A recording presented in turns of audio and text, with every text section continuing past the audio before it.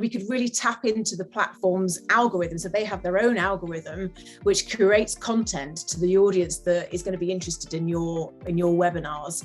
So that's one of the things that we did, and we were producing a lot of content there.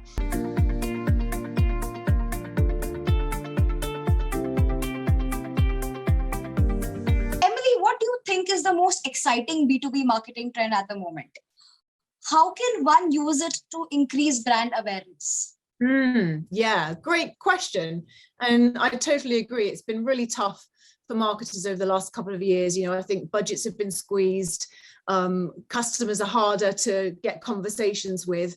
And so marketers have had to be really savvy with how they use their budget, and also, of course, putting lots of it online. You know, I think one of the key changes was that we couldn't go to physical events anymore. So a lot of people relied on lead generation and generating MQLs from going to physical events. And so, you know, one of the trends that we leapt on very quickly was actually becoming our own event host.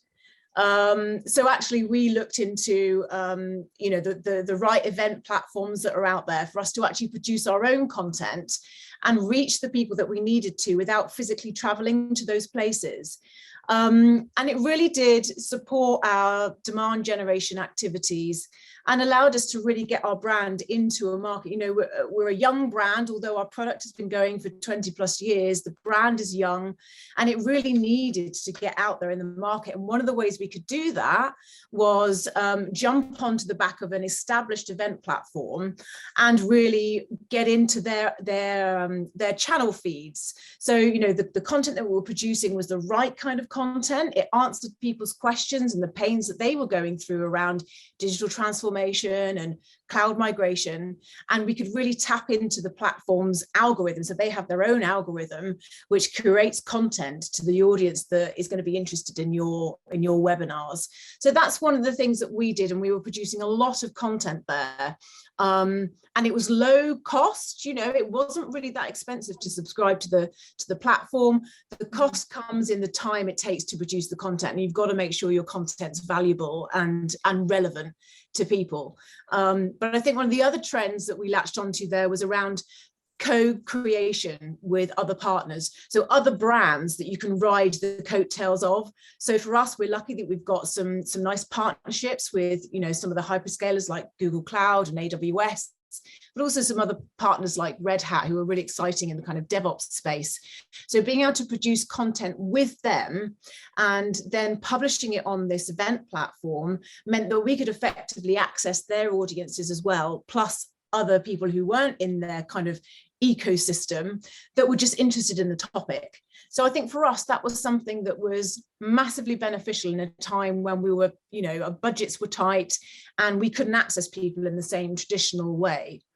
And I think in terms of the ongoing evolution of that trend, it's got to be around the metaverse, right? I'm sure you've chatted to many people recently about the metaverse. It's the latest thing, yes. It's marketing trend. But actually, I think, you know, rather than just kind of getting that magpie syndrome when you're like, oh, there's that new thing over there, let's, you know, we must investigate that. Yeah, absolutely investigate it, but make sure that you can understand how to use it to be authentic for your B2B brand. And I think for us, certainly, the evolution of the event community space and bringing that to a kind of virtual world is something that we will be developing next year. You know, we've run a couple of really big community summits this last year virtually.